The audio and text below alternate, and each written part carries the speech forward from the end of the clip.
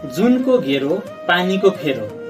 के तपाईले यो उखान कहिले सुन्नु भएको छ? नमस्कार, म सञ्जीव अधिकारी। कहिलेकाहीँ राति जुन वरपर सेतो घेरो देखिँदाखेरि हजुरआमा हजुरबाले यो उखान भन्ने गर्नुहुन्छ र त्यति बेला पानी पर्ने अड्कल समेत गर्नुहुन्छ।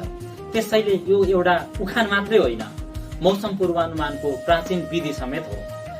तर वास्तविकता के हो त? म आज प्रश्न पार्न आएको छु, सुन्नुहोस् है त।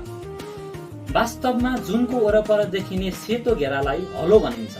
सिरो स्ट्याटस बादल वा आकाशको धेरै माथि हुने पातलो किसिमको बादल बरफको ससाना कणहरू वा आइस क्रिस्टल मिलेर बनेको हुन्छ। जुनको प्रकाश जब यी ससाना क्रिस्टलहरूमा ठोकिन्छ वा भनौं रिफ्र्याक्सन हुन्छ, यस कारणले जुन वरपर सेतो वा रंगीन घेरा देखिन्छ, जसलाई हलो भनिन्छ।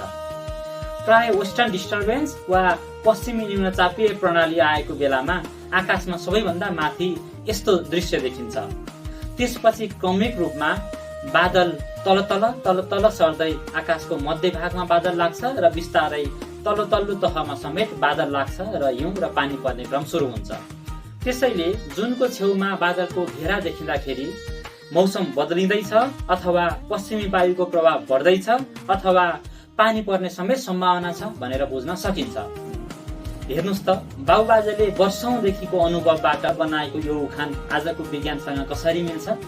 त्यसैले अब मौसम विज्ञानको सूचना सँगसँगै यो पनि सबैले ख्याल गरौँ है त। जुनको घेरो पानीको फेरो। धन्यवाद।